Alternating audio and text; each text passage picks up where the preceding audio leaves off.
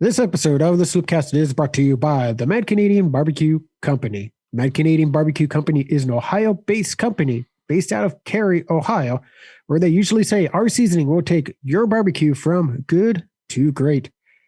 With great seasoning packages such as the Just Send It, which consists of the S&P Bud, the Sonoran Heat, the Cajun, and the Smoked, or the Sweet Heat, which has the Four Horsemen, the Discord, Two Border, and the Old Fashioned, or the Whole Hog, which is one of each of the seasonings over at the madcanadianbbq.com. Be sure also use the promo code SloopCast10, SloopCast10 at checkout for 10% off extra your entire order. Mad Canadian Barbecue Company, where he has your butt covered. This episode of the Sloopcast is also brought to you by the Iron Bean Coffee Company. The Iron Bean Coffee Company is a premium, small batch, roast-to-order, veteran-owned coffee company based out of Toledo, Ohio. Perrysburg, more specifically. All of the coffee you order there is roast-to-order, which means they don't roast it until you order it. It sounds simple, but it's not. It makes all the difference in the world. You're getting the freshest possible coffee. It's not sitting in a warehouse. It's not sitting in the back of the grocery store. It's roasted. It's shipped. It's sent directly to you with no middleman in between. You're getting the freshest possible coffee. All of it fair trade certified, USDA organic. K-cups are available, gift cards are available, and free shipping over $50. And you can subscribe and save if you find that one coffee that it gets your heart. So all of that and more can be found at ironbeancoffee.com. That's Iron Bean Coffee, America's local coffee roaster.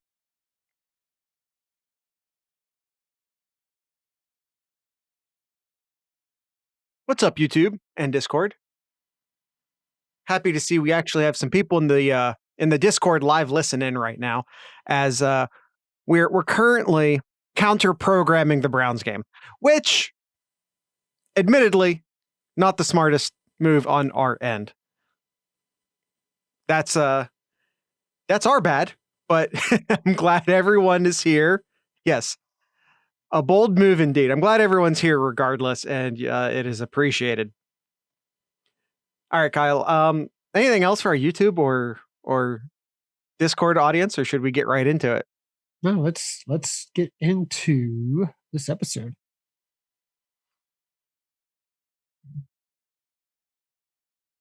We've got barbecue back here. You're all invited. Welcome to the Sloopcast. How are you doing today, Kyle? Doing all right here, Jared. How are you on this lovely Sunday? Oh, I have no complaints. We're gonna this is gonna be a forward-looking episode. We're officially in the off season, and no use in crying over any spilled milk of previous weeks. We are now in this week. And it's time to start looking forward. And that's what we're doing. We're looking forward to a new season. And can Ohio State come back better than ever? Yeah, that's one thing really interesting after the loss of the national championship game, how quick the vast majority of Buckeye Nation was ready. He's like, all right, well, let's see what 2021 has. And just really just kind of just focus just right away. We had a day kind of absorb what happened, and then it just seemed almost just like in an instant, seemed like everybody was already just ready to move on from that game and ready to see what's going to happen here in 2021. Yeah, and that was a brief discussion you and I had based off of, I want to say Sean Brawley's question, but off of someone's Ask Sloopcast question where, they essentially asked us, is it better to get your butt kicked in, or is it better to have sort of a heartbreaker like you did at the end of last season? And you never want your butt kicked in, and I'm not suggesting otherwise. But the good news about getting your butt kicked in is that you don't spend the entire offseason, what about the pass interference? Or not the pass interference, the overturned fumble, and what about the targeting call, and what about this, and what about that? You don't have to play that game. It's just like, oh, we lost. Because even if you keep Sermon, then I don't think it matters. And even if you keep this, or even if this doesn't, it probably in the end isn't enough to actually change it.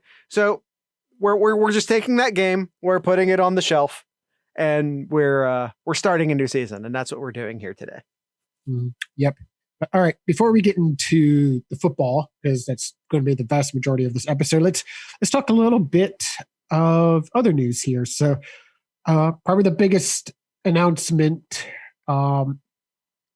regarding Buckeye Nation doesn't really, well, in a way, it could have affected Buckeye, It could have. the Buckeye football team, but Urban Meyer officially now taken the head coaching position over at Jacksonville now.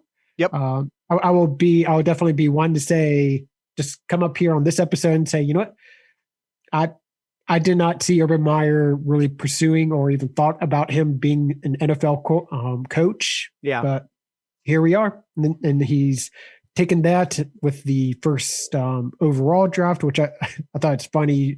There's a lot of people and comments out there about, I think that's a question we have in our Ask Sloopcast. Jacksonville's going to take Justin Fields now. That's a question in our Ask Sloopcast, so we'll save our thoughts on that for later.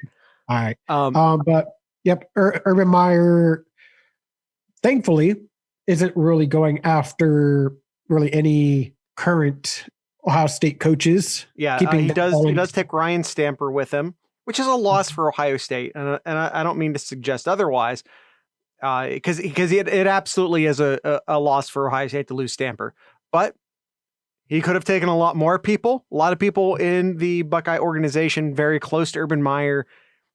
And it's also worth noting that Stamper was so good at his job and had been doing his job for so long that if Urban hadn't taken him, someone was going to take him eventually. Yeah. He was just the guy who was due a promotion. So it just sort of is what it is.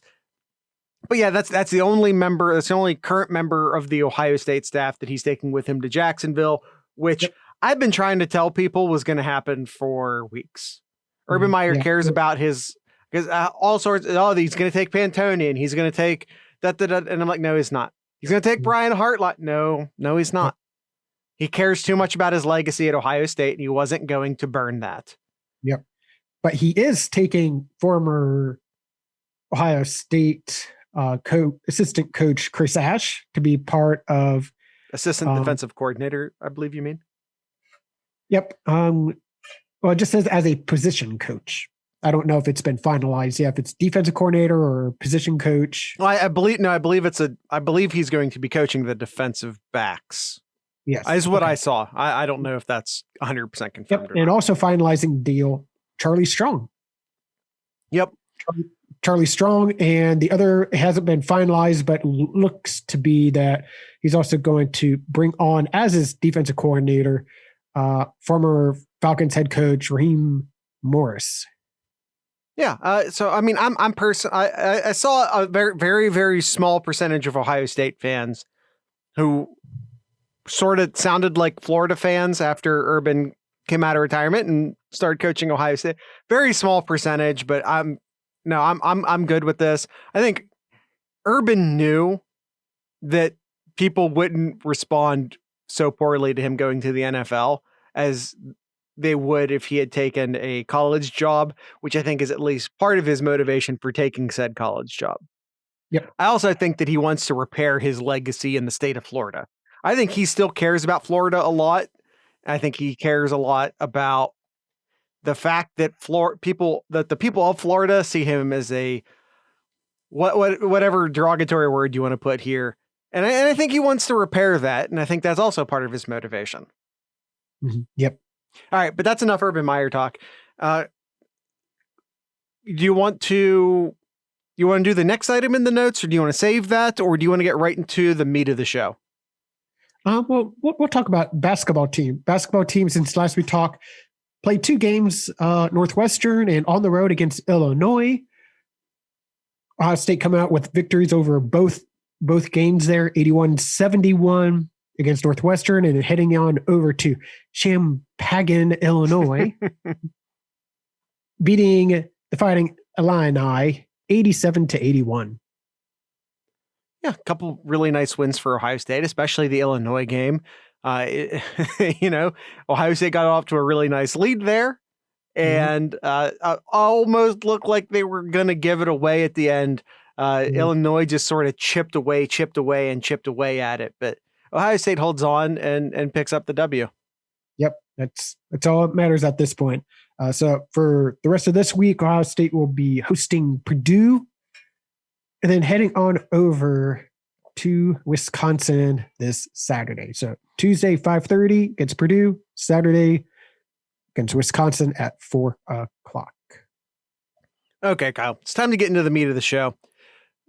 In this episode of the Sloopcast, we will be doing an impossible task. Are you ready for the impossible, Kyle? Is it fixing college football? That's a different episode. That's a different episode, Kyle. No, we're going to attempt to make a prediction about a thing that won't happen until September, which makes it kind of impossible. Too many variables to really deal with at the moment. But we're going to attempt to predict the September depth chart, the week 1 depth chart at Ohio State. Ooh, we're going position by position. We're going to attempt to predict the depth chart. Oh boy. A couple notes real quick. We are recording this. I believe I already gave it away with the Browns comment, although I don't think our audio only listeners actually heard that. So let me timestamp this real quick. It's a little past 3:00 on Sunday.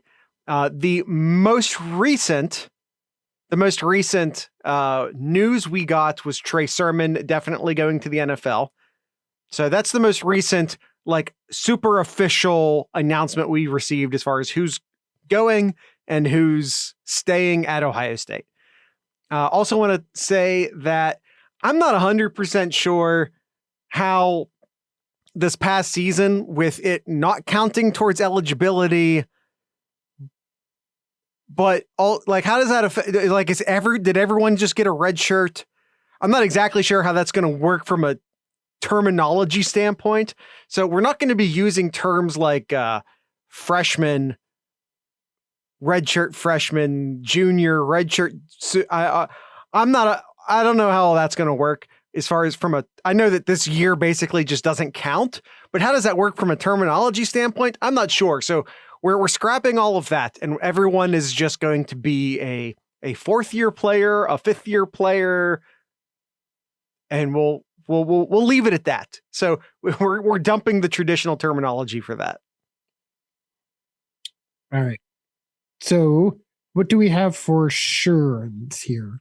We have here for sure who are leaving. We have Josh Myers, Sean Wade, Trey Sermon, Drew Chrisman, and Blake Hobbell. Those are the official ones. Now, I think we can safely assume Justin Fields. Yeah. Chris Olave. Yeah. Wyatt Davis. Yep. Justin Hilliard. Yep. Jonathan Cooper. Yeah. I thought Borland declared already. He did his senior day stuff, which is a declaration of sorts. And he has accepted an invite to, I believe, the Senior Bowl, one of the postseason bowls. So he's done both of those things. So it's easy to assume that he is leaving, but I don't believe he's actually went to Twitter yet and dropped his, "Hey, Buckeye Nation, thank you, yada, yada, yada," officially. That to me is what I'm treating as official. Yeah. Because let's not forget, Thayer Munford also did all of his virtual senior day stuff, and Thayer Munford also accepted a Senior Bowl invite and then announced he was returning. So we're all assuming that a lot of these players are leaving based off of the virtual senior day versus the Senior Bowl invites, but that's not 100%. So if anyone did that, we're assuming they're leaving, but know that that's not like a done deal, as we saw Thayer Munford prove. Yeah, and then the other leanings that we believe are going to be leaving also is Browning, Werner, Hoke, Galvin Cupp, and Antoine Jackson. Yeah, we're assuming that those players are leaving. That's the Most of assumption those- moving forward. Most of those being like redshirt seniors or fifth-year seniors. Well, and again, all of those people went through virtual senior day. Yep. Now, So that's the returning assumption. Returning here, Jared. Yeah. Ruckert, Tyreek Smith, Togiai, and Haskell Garrett. Yeah. Those are people who we think are returning. Mm, That's the assumption we're making for the depth chart preview. That is not a done deal for any of those 4 individuals. And unless, of course, you're a member of the Buckeye Scoop, then you know at least one of those people. Oh, how's that for a tease for our corporate overlords? You know that one of those people is confirmed returning. But I'm not going to tell you who. You need to subscribe to the Buckeye Scoop. And then we have here under confirmed, we have Munford. I think that's probably the biggest name. Biggest surprise too. That's pretty much like a Sean Wade type of announcement that we saw last year, where it's like, oh, Sean Wade's coming back. That's great for having a wonderful surprise. It's a wonderful surprise. Yes. So Munford, we're assuming that NPF is returning, Seven Banks, and Marcus Williamson. Yeah, those are all assumed returns, except for, as Kyle said, Thayer Munford, who is a confirmed return. Mm-hmm. But yeah, and just to reiterate, we are assuming, for the sake of this depth chart, that Ruckert, Tyreek Smith, Togiai, and Garrett are also returning. Yes. So with all of that, yes, that's a lot of preamble. It's a lot of preamble. All right, now let's break it down for the positions here, Jared. All right. Well, let's start with everyone's favorite position, the quarterback. Yes. Kyle, this is the first time we've had an open quarterback battle at Ohio State since the spring of 2018. Mm-hmm. By the time we got to the fall of 2018, Burrow was in Louisiana and the job was Haskins. Yep.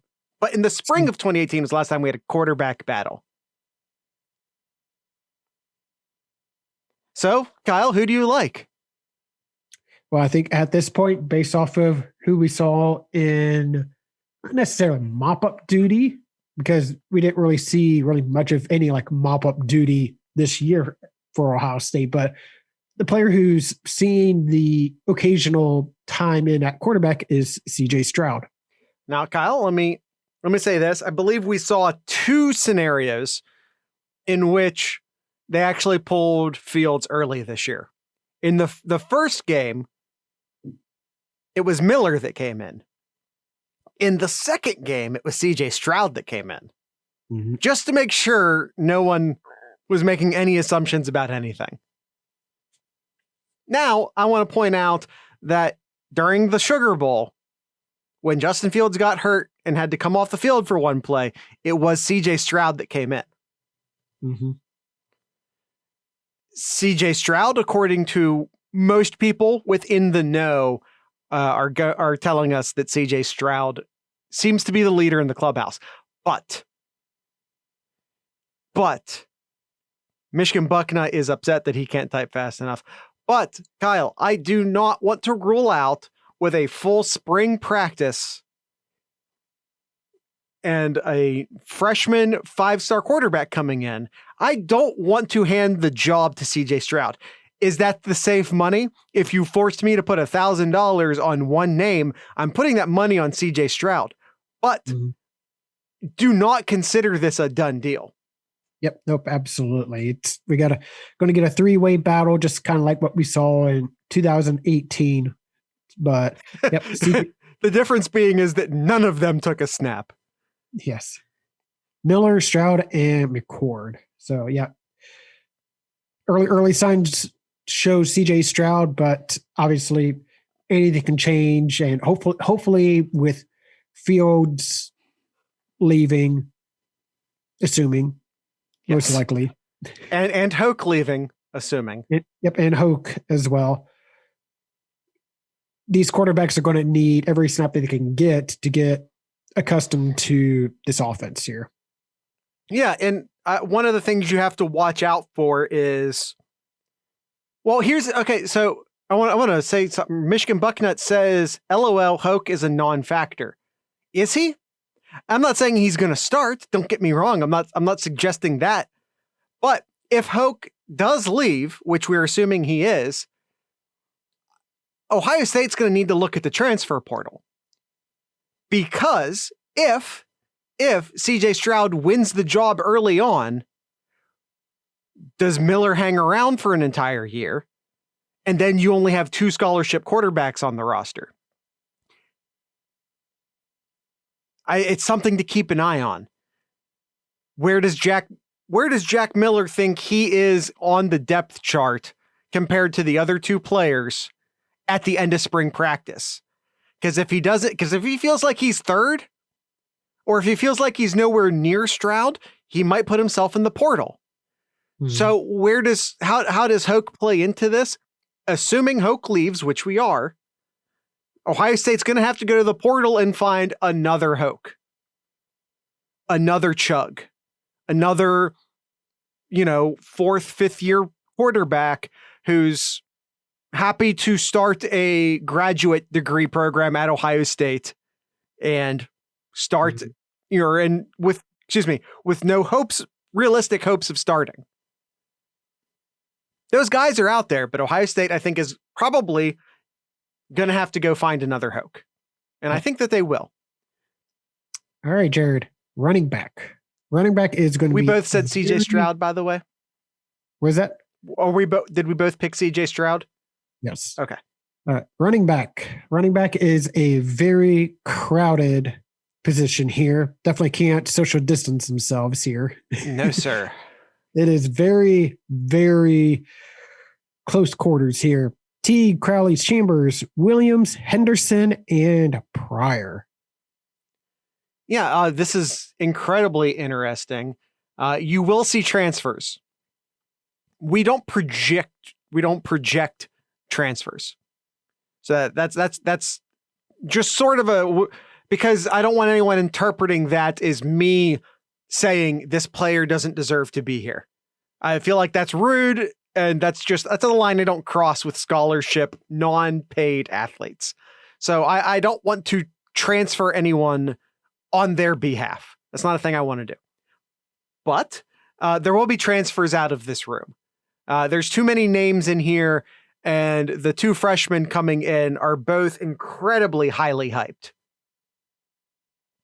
Henderson and Pryor, I think, is entirely possible that we see one of these players getting legitimate snaps next year. And for that matter, we saw a true freshman get snaps this year in Meyer Williams. So where does that leave Crowley and Chambers? Where does that leave, or, how do the 3rd and 4th year players, Teague, Crowley, Chambers, how do they stack up against the 2nd and 1st year players in Williams, Henderson, and Pryor? Because I think this is wide open. I really do. I completely agree. And that's why a spring practice would mean a lot more for these younger kids like Chambers. We saw Williams a little bit in the previous games, but definitely more so for Henderson and Pryor coming in as well. Absolutely. I don't know what to do with the running backs. I think Master Teague's the starter until proven otherwise. So I think that's going to be, I'm going to say Teague 1, Williams 2, Henderson 3. Yeah. I mean, looking back at, look how shocked we were, because we didn't know about the running back position a few years ago against Indiana. And all of a sudden, we see this true freshman come in by the name of J.K. Dobbins. Yeah. We're like, oh, that's not good. We're starting a true freshman here. That's doesn't bode well with our running back group. And he had a heyday. Yeah. he went nuts against Indiana that game. So could it be Henderson or Pryor this year? There's always that chance. Yeah. But I definitely agree with Jared here. At this point, the nod is to Teague, based off of experience and what we've seen from Teague. But any of these players could just have a spectacular spring practice And I would once again point out that Kyle and I are projecting the depth chart for week 1 of next season, at this point, not week 10 of next season. So at this point, it's the nod to Teague right now. I agree. I still think Teague definitely needs a lot of work, and everybody, Buckeye Nation's been critical of him. I think the biggest thing that I would like to see Teague improve on, and I think if he improves it in this one particular part of his game, he would be a spectacular running back next year. And that's driving your feet.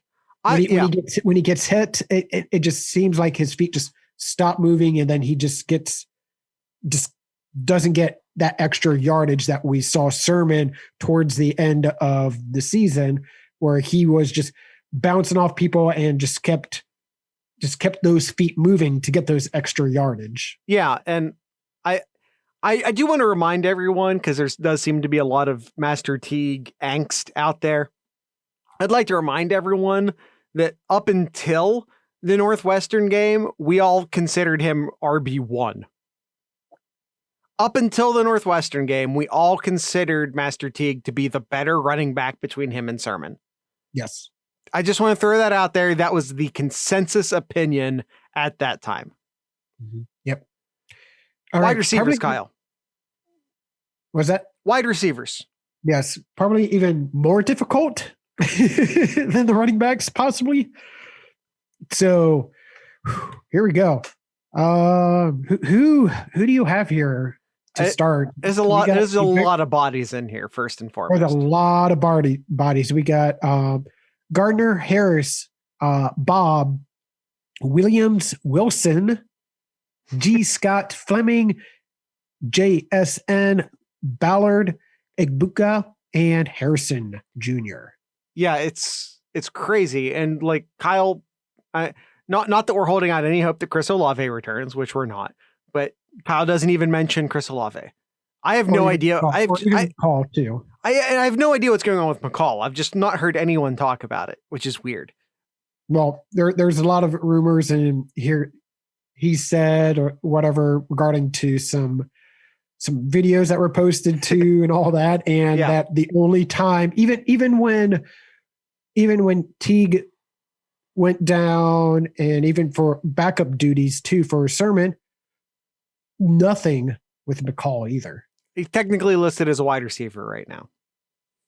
But anyway, again, I think you look at this room, you look at this roster, and I think it's a fair assumption to make that there's going to be some transfers out of this room.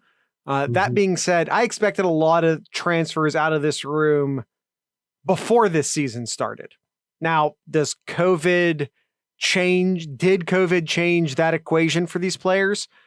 Not losing a year of eligibility, so on and so forth, potentially.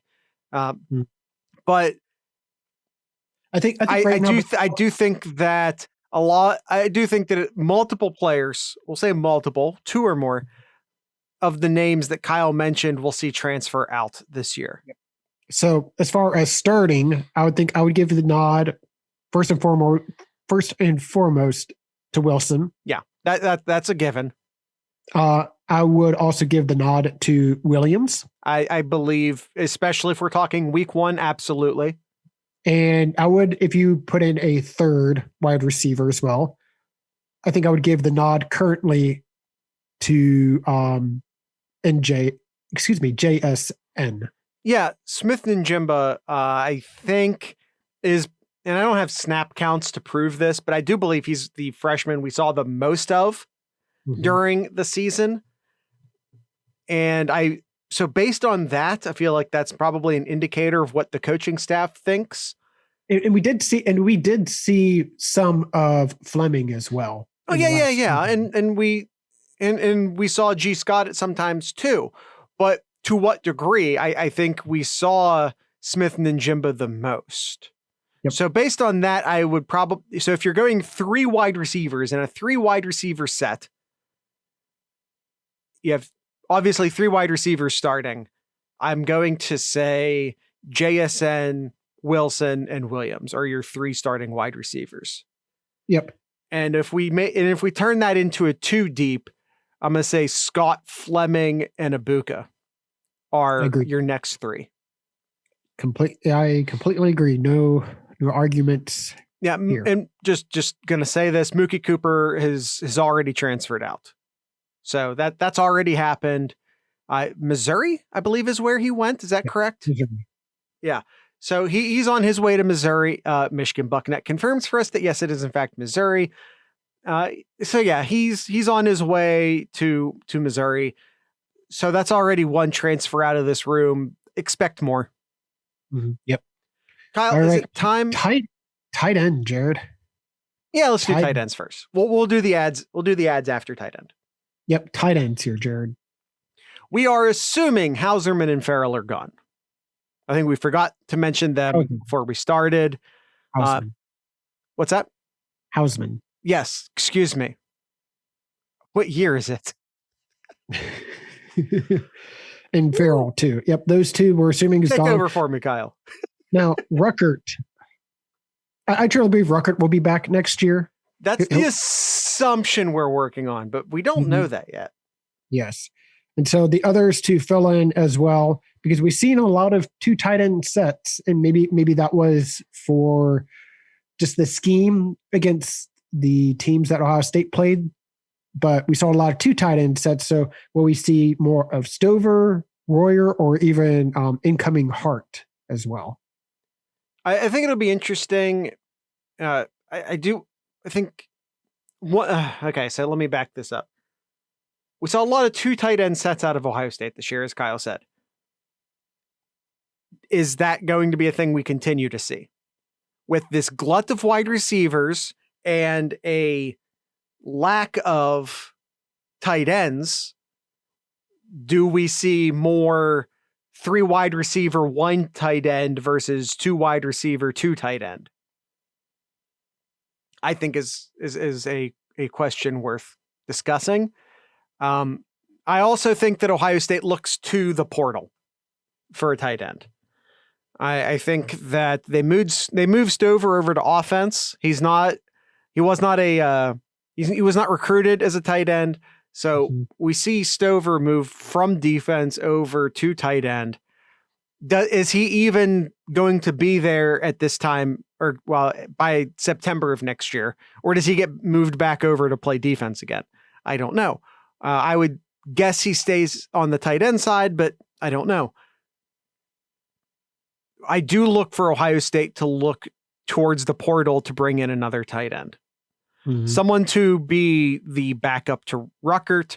And if Ruckert doesn't stay, they're going to have to go to the portal, because you're then at that point, you have Cade Stover, who's a 3rd-year player, but not a native tight end. Royer, who got no snaps this year as a true freshman, will be going into a 2nd year. And then, as Kyle said, true freshman Hart coming in. It's not a lot of depth in the tight end room. Look for them to make a move in the portal here.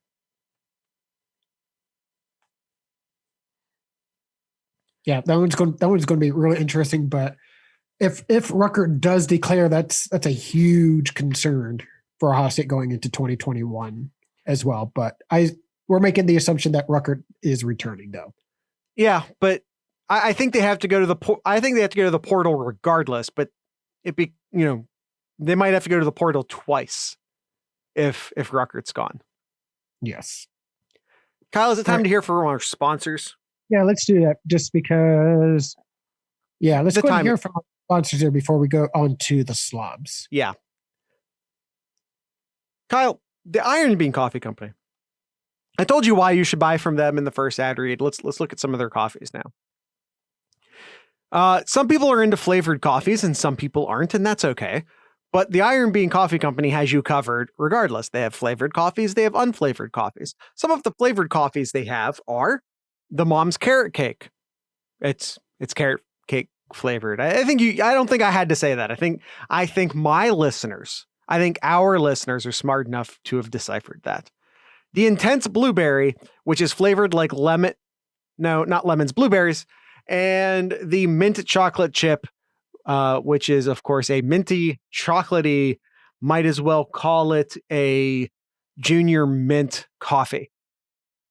And if none of that sounds like the right thing for you, and maybe you're the adventurous type, I would recommend the unicorn. What flavor is the unicorn? I don't know, and neither do you. You won't find out until you get it. And even then, they might not tell you, so you just kind of have to guess.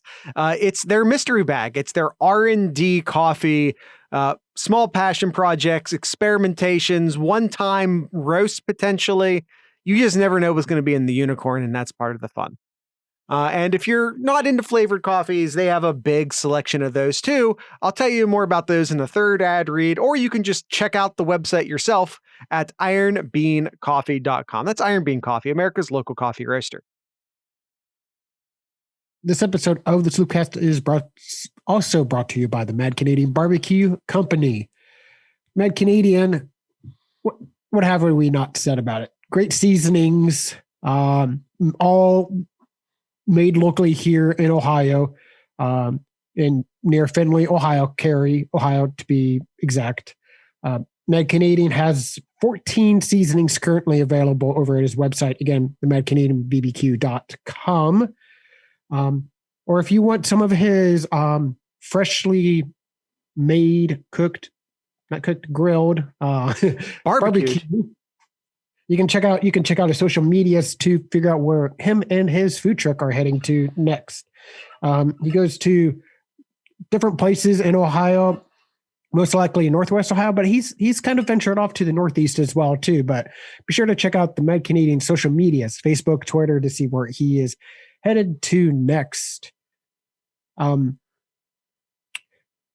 of the seasonings here, Jared, some of the seasonings that I've used recently. I've used the Four Horsemen. I used the Four Horsemen on a buffalo chicken pizza. Very spicy, but I like me a spicy pizza though. Or if you don't want as spicy, you can go with the Snoring Heat, one of my all-time favorites. Very versatile seasoning, chicken, fish, even burgers. It's a really good versatile seasoning. Or even the Cary steak as well. Goes pretty much great on anything as well too.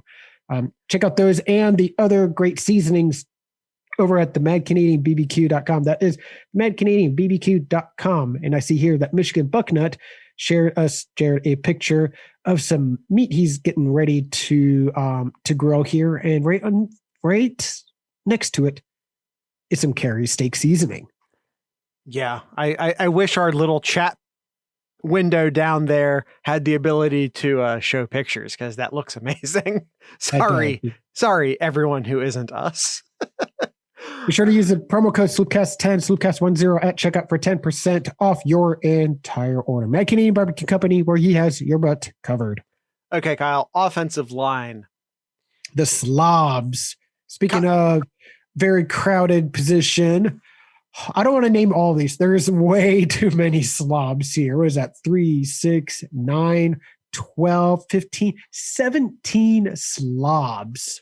Yeah, and that's not counting Cup, Davis, and Myers, who are all, well, one definitely gone, 2 presumed gone. Mm-hmm. Thayer Munford, of course, returns. As Kyle said, there's a lot of names here, and probably not going to name them all, but Kyle, who do you think starts? Munford. Okay, that's a given. NPF, who Nicholas Petit-Ferry, who is a presumed returner. Those are our 2 tackles. I don't think anyone's going to disagree with that. Great. Harry Miller is your center. Third year, Harry Miller going to be your center. Now, that's probably the easiest ones right there. Michigan Bucknut points out that Paris Johnson Jr. will be a starter. Yep. I feel like the popular opinion right now is that he's going to be the starting right guard. I personally have him at left guard. Now, am I right? Almost never. Just so we're clear. Almost never. But that's where I'm putting him. I'm putting him at right guard, not left guard. Mm-hmm.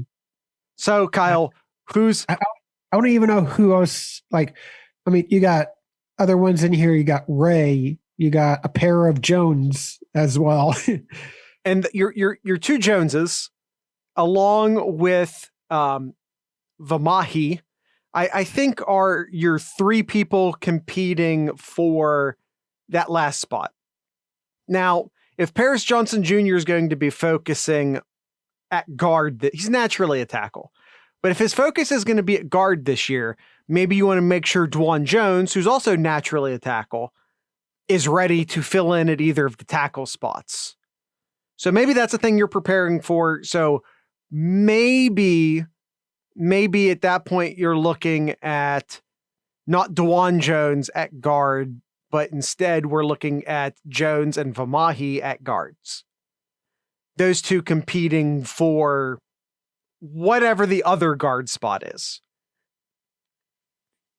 Yeah, this position group, just kind of like the 2020 season, I feel very comfortable with pretty much anybody kind of filling in there. I think this is a very, very deep position here. I feel very comfortable if for ever some reason a player goes down, that we can plug in somebody and not really notice much of a. I don't know, man. I feel like there's only one.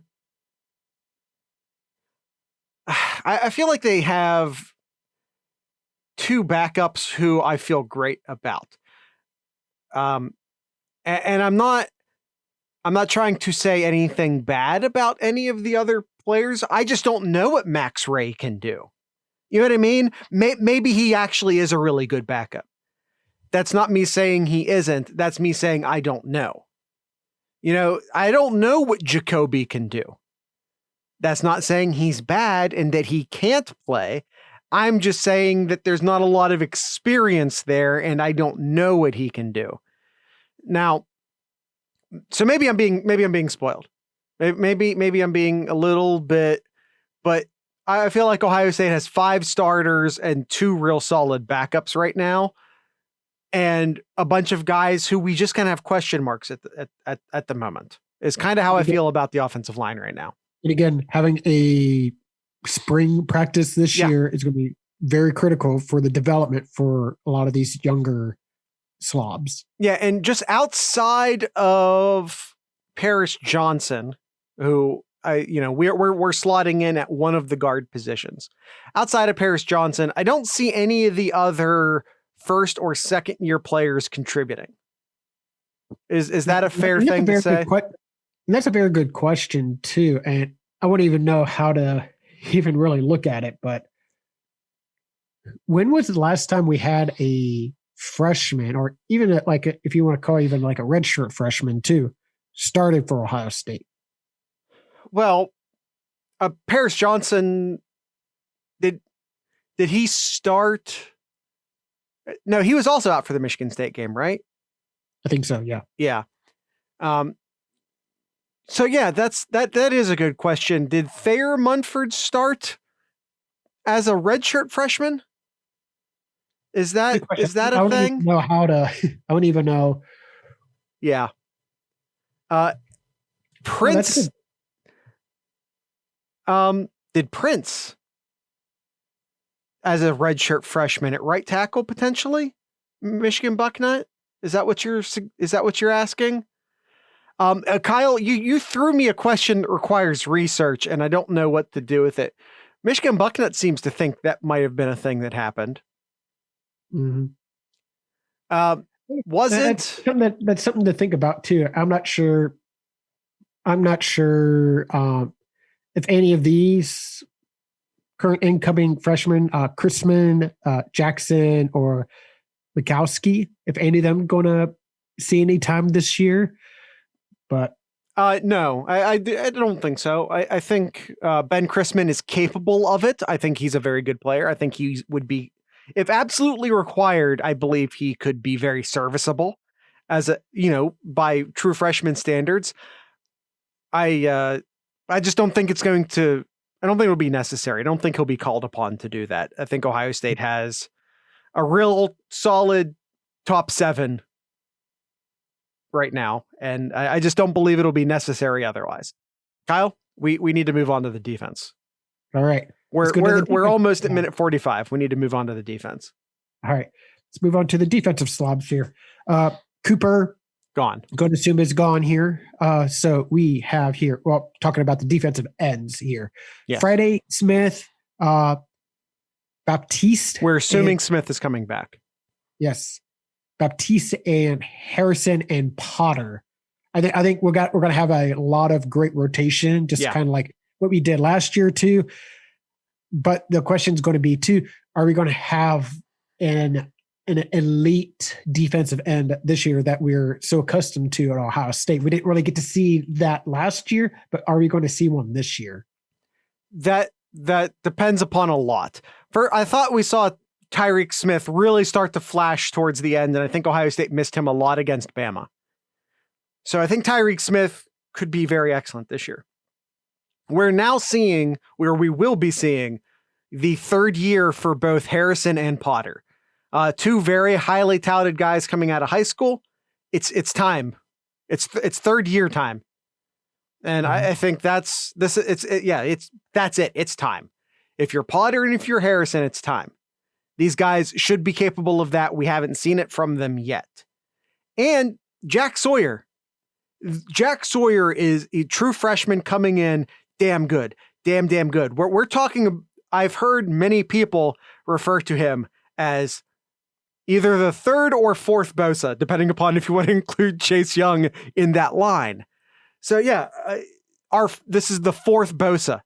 If we're talking about Jack Sawyer, he is receiving that type of hype.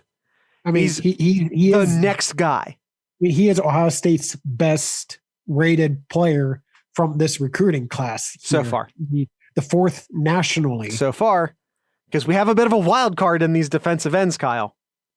JTT is not yet committed. He's not in our depth chart because he's not yet committed. We only put players in the depth chart prediction who are currently signed. He is not signed. Yep.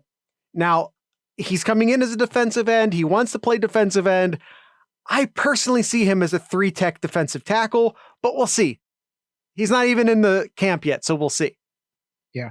So, yeah, I really like this defensive end coming in next year, even if you do not even include JTT in there too. Yeah. You add him in there, that's just the cherry on top of this Sunday. Yeah, it's almost too much. Too much. All right. Defensive tackles here, Jared. Yeah. We're assuming Antoine Jackson's gone. Yep. He's done the senior day stuff and all that. We're assuming he's gone. Haskell Garrett, we're assuming is returning. Mm-hmm. That he has not put out anything official yet. There's not been official social media Ohio State announcement on that yet. So, but we're making the assumption he's coming back. We're also making the assumption Togiai is coming back. Yes. Again, I mean, that's not official. You pretty much have your starters from last year coming back here, Garrett and Togiai too. Yeah, and Hall, true freshman Hall coming in, very good. Maybe not a guy we see, especially if both Garrett and Togiai both stick around. Maybe not a guy we see make a first-year impact, but will definitely be involved. Teron Vincent, I have a lot of faith in. He'll be coming into his fourth year. And Page, I think, is a guy who's kind of just been waiting his turn and will be entering his fifth year. Ohio State's defensive tackles are actually, they're in good shape if they just keep one of Garrett or Togiai. But if they both come back, that's huge for Ohio State. Mm-hmm. And even keep an eye out for Ty Hamilton too. I think he could really see some playing time too as some rotation as well. Yeah, he'll be entering his second year. Again, another very highly touted defensive lineman for Ohio State. Yep. All right, linebackers here. We have all new faces here. All right, here's all of your linebackers. We're just going to put them over here. What if we take all the linebackers right here and we shove them over here? Gotta love a SpongeBob meme. Right. We're assuming Borland, Browning, Hilliard, Warner, all gone. Yep. And then in come Gant, Mitchell, Pope, Young. Eichenberg, Simon, Melton, and then true freshmen Carrico and Johnson. Lot of raw talent here. I think I don't know how raw it is. Like, we haven't seen these guys on the field a lot, but Gant is coming into his 4th year. Mitchell is 4th year. Pope his 4th year. Young his 3rd year. Eichenberg his 3rd year. These guys aren't that raw. They're maybe just a little unknown to us. And I should say raw as in real game experience. Yeah, and again, you have Carrico, who's coming in as a true freshman, I think will demand attention. Simon was a freshman this year, going to be a 2nd-year player next year, is good enough to demand attention. So we look, there's 5 players who are upperclassmen, either 4th or 3rd-year players. There are 5 of them. I don't know that they all are on the team come September.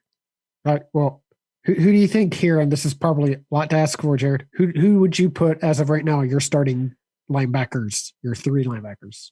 I feel like Gant and Pope are the only 2 I would swear on. And then I almost want to put Simon in there as the 3rd guy. I'm not 100% sure because we haven't seen them on the field a ton. Like, who does the coaching staff consider a Mike versus a Will? You know, are one of these guys going to be more the bullet position? There's a lot of unknowns because there's been this wall of seniors, Borland, Browning, Hilliard, Warner.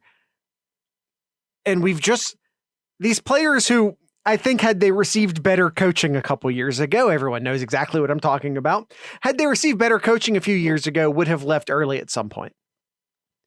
So you kind of have this backlog at the linebacker position. And I don't know enough about these guys coming in, to be honest with you. Gant and Pope are the 2 I'm really keeping an eye on right now, but I have to plead a certain degree of ignorance as far as the linebackers go. Mm-hmm. How do you see it? I would definitely Gant and Pope. I would put Gant and Pope there. Man, yeah, that third one, I just might just give the nod to your, as much as a lot of people hates to hear this, I'd probably give the upperclassmen the nod here in Mitchell. I mean, I just want the best 3. Mm-hmm. I kind of don't even, like I said, I don't necessarily know how these guys will slot in Mike, Will, and Sam, but I also just kind of don't care at this point. Like, I just kind of want the best 3 guys in there.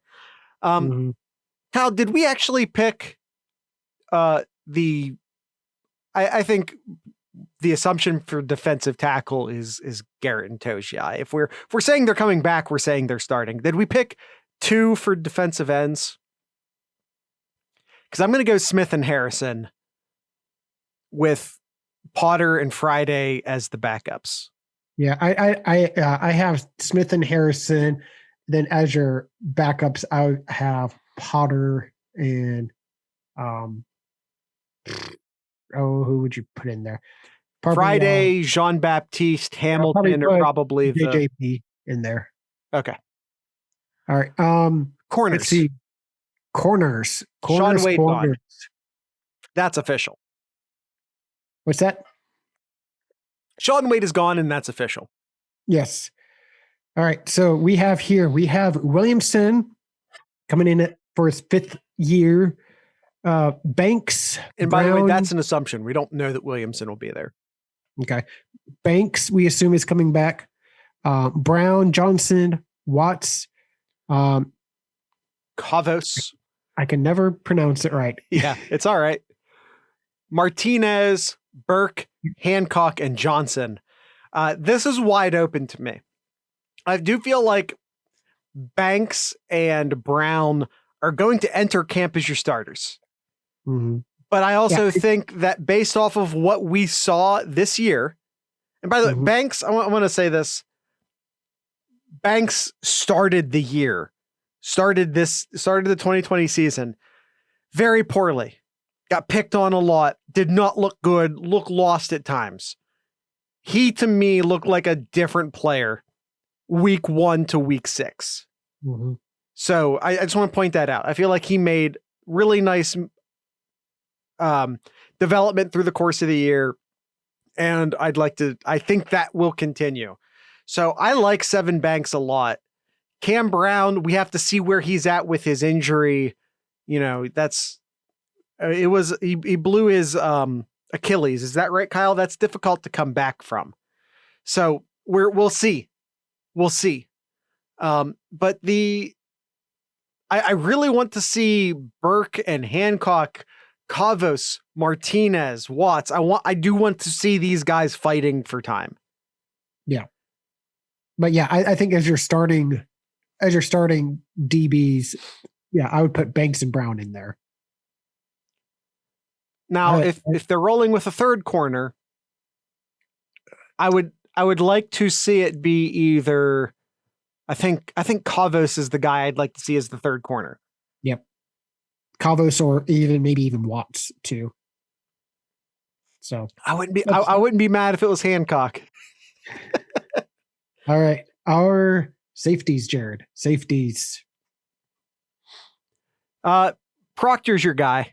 Again, much like Sevyn Banks, I like the progress that Proctor made from week 1 to week 6, week 7, week 8. So I think Proctor's made some incredibly good strides. I think he improved a lot, and I think that's your number 1 safety coming into next year. Yep. I think a surprise here for me. I think we'll see probably a lot of Ransom next year. A lot of good things that we saw as a recruit. Michigan Buck from Ransom. I really think that we potentially could see a good amount of Ransom this year. I wanted to see more of Ransom this year. So if that tells you how much I agree with you, Kyle, I wanted to see, because he played a lot during the Michigan State game where Ohio State was missing a ton of players, and I thought he looked real good. Granted, it was Michigan State, but I thought he looked really good. Yes. And I want to see more. I want to see more. Mm-hmm. Yep. But I still think Proctor's the number 1 guy, and I wonder if you see Ransom maybe more in a Bullet-esque role. Yep. Another guy in there too, familiar last name Hooker as well too. Sure. Yeah. Sure. I think that is all the positions here. It is. I think the defensive backs are loaded with really good second-year players. And I think it'll be really interesting to see how Watts, Kavos, Martinez, Ransom, Court Williams. I'm really interested to see what those young guys can do. It was really, really hard to get too many freshmen on the field this year because of 2020 and all of the things that is and was 2020. So I'm really interested to see what those 5 players can contribute this upcoming season for a secondary, for a pass defense that was very, very bad this year. What can those second-year players do? And even if they aren't starting, how do they contribute? And can they push the 3rd and 4th year players to be better? Or just outright take their spots? Or even if they don't take over the starting spots, how many snaps can they take away from those older guys? Yes. And I think that is what I'm looking forward to seeing from the secondary this year. I don't think who's starting is all that interesting, especially week 1. Week 1, I don't think who's starting is all that interesting. I think what will be interesting is how many snaps are the young guys taking away from the older guys? Yes. I really, really like the Not the recruiting class that just signed, but the previous recruiting class. I also like the recruiting class that just signed. Don't get me wrong. I'm just not talking about the true freshmen quite yet. I'm talking about the second-year players. I like that group of defensive backs a lot. And I'm just really eager to see what they can do on the field, especially after the struggles that Ohio State's secondary had in 2020. Yeah. All right. A couple of questions here. I'm just trying to skim through these because a lot of these we already kind of answered already. Stewart _E4 US vet asks Jared, what will be the determination factor in the new QB1? Grasp of the offense, which is one of the reasons why I'm not heavily considering McCord as a potential starter for this year. Mm-hmm. I think it's going to be tough for the true freshmen to compete with the two second-year players when understanding the offense is such a big piece of it. Mm-hmm. From a talent standpoint, he might be the best of the three, but he's a year behind, and I don't know if he can overcome that. Yep. From Buckeye _Zach, does Meyer or who does Meyer and the Jaguars pick number one? Is it still Trevor, or do you see Meyer or could Justin end up in Jacksonville? I wouldn't rule it out, but I would, if I had to bet money on it, I'd say Trevor Lawrence. Yep. No, absolutely. He just projects better to the pros, in my opinion. I'd be totally shocked if Fields gets picked number one. I want to say this. Trevor Lawrence projects amazingly to the pros for many, many reasons, but also that Urban Meyer actually doesn't have any relationship with Justin Fields. Ryan Day recruited Fields to Ohio State basically the moment Urban Meyer left. I just want to point that out real quick. There's no relationship between Urban Meyer and Justin Fields. Mm-hmm. Also, Urban Meyer is not the GM and he doesn't get the final decision. That's also huge. That's my first thought. He gets input on the decision. He does not get the decision. Mm-hmm. All right. Austin Formation asks us, Jared, what song would you use to describe last season? Oh, that is far too open-ended. Oh, good God. If you need more time to research this, feel free to push this to next week. Next week. All right. Bail. All right, let's see here. We answered that question there. Cedar 19 asked Cooper, about the running just back. Call him Cooper. I don't know how you pronounce that. Just call him Cooper. All right, Cooper asks us, do we still think the same running back will finish the season from like last year? We assuming that it's Teague's to lose at this point. I think pretty much all of these others who kind of answered up. Kyle, what was the actual question? I feel like you trailed off there. So he says here, well, he started off, who do you guys think will start the season at running back, and what will be the workload for the back? I think it'll up. Do we think the same back will finish the season? I believe, if I had to place money on it, I think Teague is either solid RB1 in week 1 or he transfers. I think those are the two options in play. And I don't blame Teague for that. I think Teague deserves to be a starting running back somewhere. If things shake out differently for him in the spring, he might leave. And I would support that decision if that's how that plays out.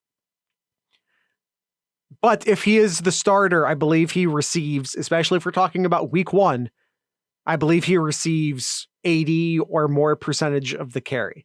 And I also think that we would see that number decline as the true freshmen become more ready and start taking snaps as the season goes on.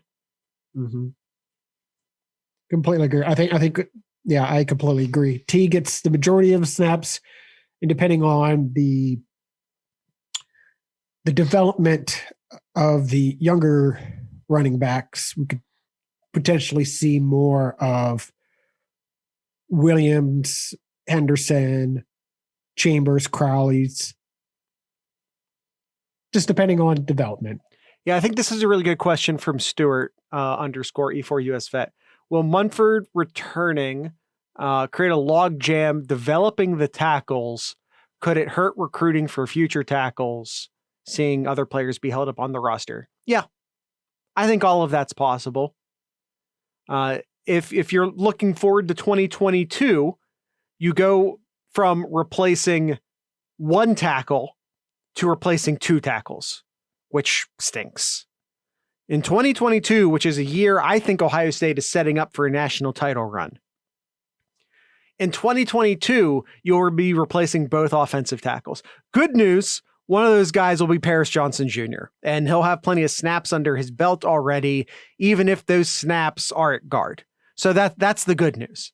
You'll have your left tackle ready to go. That's kind of why I think they put Paris Johnson Jr. at left guard, by the way, so that when the time comes, he just bounces out a spot. That's why I think left guard when a lot of other people are saying right guard for Paris Johnson Jr. I could be wrong, it's fine. So it does kind of hurt because at that point you have Max Ray, who's not had a ton of, now he's your right tackle, or is it Dwan Jones, who's not had a ton of snaps at you're basically at that point you're starting two new tackles, and that kind of stinks for 2022. But you also have a true freshman quarterback, or excuse me, a redshirt freshman quarterback with his first starts, having both his blind side and the right side tackle be maybe the best tackle combo in the entire country. And that's huge for a first-year quarterback. So it hurts the future, but it's great for the present. And that's just how college football works sometimes. Yes, absolutely. I think that's pretty much all the questions. Most of these others are just, we've already kind of answered it throughout the episode here. Oh, so I think there's another good one from Stuart, Kyle. Percentage that JTT comes to Ohio State. JT Tuimoloau. Almost had it. Almost had it. I think Ohio State feels very good about it. JTT is a very hard read. He really only talks to one recruiting analyst. It's hard to say anything for JTT with a high level of certainty, but I know that the people within Ohio State feel good about it. So I give it like an 85% that he comes to Ohio State. 80, 85. And I'm just never going to put it higher than that until an insider tells me to think otherwise, because he's a very hard read. Yeah, I mean, you try to look at anything here and nothing's moved. He talks to one recruiting analyst. His name's escaping me, but he's like the premier 24/7 sports guy for the Northwest. Huffman, is that his name? But he's like the premier. Yes, Brandon Huffman. Yes, he's the premier recruiting analyst for that region of the country. That's the only guy who he talks to. And if you want any kind of inside, the last thing he said was back in May of last year, where he gave prediction of him going to Ohio State with a confidence score of 1. Confidence score of 1. Yeah. But I like Ohio State's chances. But he's just a kid that plays this stuff very close to the vest. Some kids like to go on social media and play games. He's not one of those kids. Yep. But percentage on JTT to Ohio State, I still say 80%. I still think 85. Yeah, I still think there's a very good shot for Ohio State to land JTT as well. So I'll put it at 80. All right. I think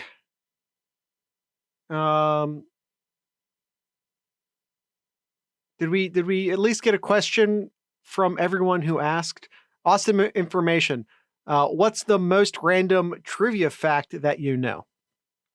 I'll say this. Dr. Seuss's name is not Dr. Seuss. We've been mispronouncing it this entire time. It's actually pronounced Dr. Seuss. As in soy sauce? Rhymes with voice. Dr. Seuss's last name actually rhymes with voice. Mm-hmm. It's Dr. Seuss. Now, if you want to go around telling people that while pushing up your glasses, go right ahead. I still just keep mispronouncing it because I don't want to be that guy. Oh, have you read Dr. Seuss? I'm sorry, who? Dr. Seuss. Who's Dr. Seuss? He wrote Green Eggs and Ham. You mean Dr. Seuss? Oh, I'm sorry. It's actually pronounced Dr. Seuss. Like, no one wants to be that guy at the party. So I just keep mispronouncing it along with everybody else. But that's an actual true fact, and you can look it up. Kyle, do you have a random piece of trivia? Not really. Okay. Fair enough. All right. I'd have to think about it. Let's end the episode. I want to encourage everyone to check out the sloopcast.com. It has links to all of our stuff. Just all of it. Social media stuff, Patreon stuff, Discord stuff. Just our sponsors, our t-shirt stores. I'm wearing something. This is the this is me calling Harbaugh Hitler, essentially, is what's happening here. Kyle and I are both wearing Sloopcast merch right now. You can also check out our 7071 store, which has a bunch of like Yay Ohio type merchandise. You know what, Kyle? I probably just need a shirt that says Yay Ohio. Yay. I'll make it in Cooper black. Everything will be fine. But so if you want like to support us by buying some of our merch, you can go to 7071, all the numbers, just numbers, 7071.thesloopcast.com, and find some cool stuff there. Or like I said, you can just link to it by going to thesloopcast.com. That's it. That's all the talking I feel like doing. Join our Discord, support us on Patreon, maybe buy a t-shirt. Kyle, do you have anything in Kyle's Corner? I was trying to pull it up here, but I can't find it. I was looking up our good friend Quinn Ewers. Oh yes, Quinn Ewers. He had a great game this weekend. All right, here he passed for, again, this is in the playoffs, 350 yards and 3 touchdowns this last weekend. Did they win that game? That was his state title game, was it not? Yeah, I don't think they did. I'm trying to pull that up here. I don't feel like they did, because even though he threw Michigan Bucknut says they lost. Michigan Bucknut says they lost. Yeah. Yep, they lost 34-27. And nope, I'm sorry. That's the wrong one. I can't find it. Either way.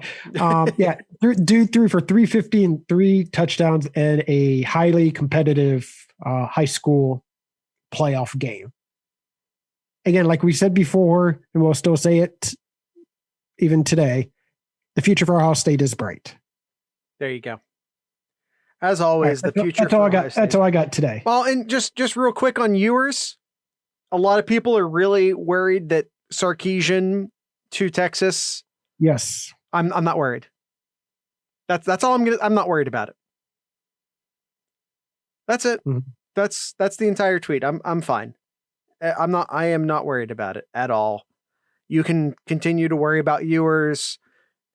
There's a lot of time between now and the next National Signing Day, and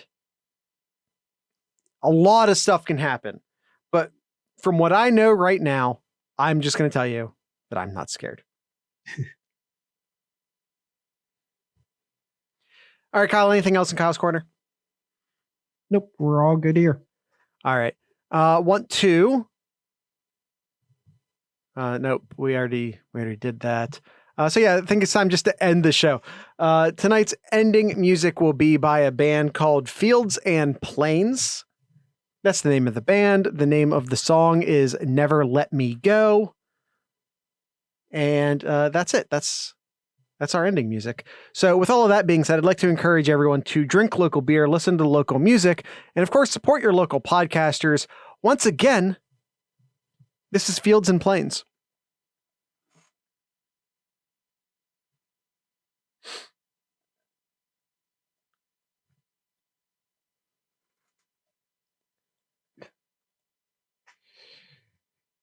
Michigan Bucknut says Quinn already squashed that. And he's going to squash it publicly right up until the point that either A, he decommits, or B, he signs. And that's just the reality of being a highly touted recruit. There will be, every month, there'll be a new rumor that Quinn in Texas is a thing again. Mm-hmm. And that's just a thing we're going to have to get used to. Yep. This is a little bonus commentary for our YouTube and Discord folk. It's just a thing we're going to have to deal with it for a year. There'll be a new rumor about Quinn in Texas, or Quinn and Oklahoma, or Quinn and Alabama. And we're just going to live with those rumors for a year. That's just the reality of the situation. And that's it. If he I tell you what, you guys don't be worried unless he actually takes a visit. If he takes an official visit somewhere, then you can come and ask me if you're worried. Up until then, my answer is don't be worried. Don't worry about what things are said. Don't worry about the things said. Worry about the actions taken. So until LG is going to join us for the last minute of the show. Hi, LG. Yes, I'm talking to you. Lay on your pillow. You're fine. Or sneeze. Do whatever you want to do. Yeah, that's a good girl. All right. Kyle, time to end the show. Let's do it.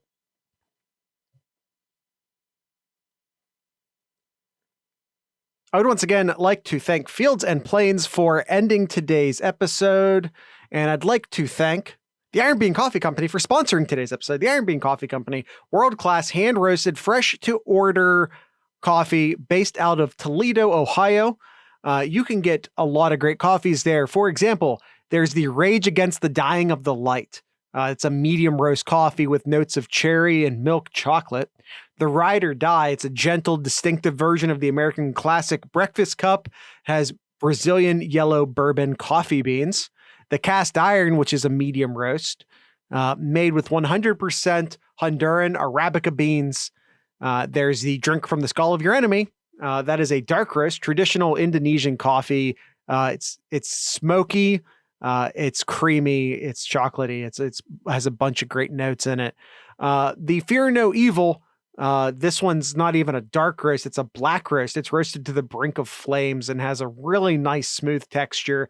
The Integrity, which is like the flagship roast of the Iron Bean Coffee Company. And it is it's the mainstay Iron Bean coffee. Makes a great espresso.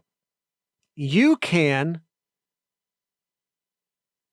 I don't know what you're saying right now, Michigan Bucknut. You can see all of these coffees and even more coffees at ironbeancoffee.com. That's Iron Bean Coffee, America's local coffee roaster. This episode was also brought to you by our good friend over at the Mad Canadian BBQ Company. Mad Canadian has 14 great seasonings over at the madcanadianbbq.com.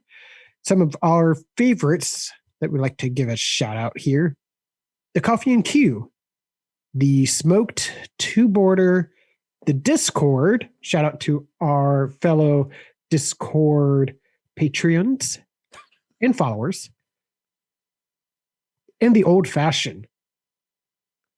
Be sure to check out those and the other great seasonings over at the madcanadianbbq.com. That is the madcanadianbbq.com. Be sure to check out the Mad Canadian social media pages over at Twitter and Facebook to check out where him and his food truck will be heading to next. Be sure to also use the promo code SloopCast10, SloopCast10 at checkout for 10% off your entire order. Mad Canadian Barbecue Company, where they have your butt covered.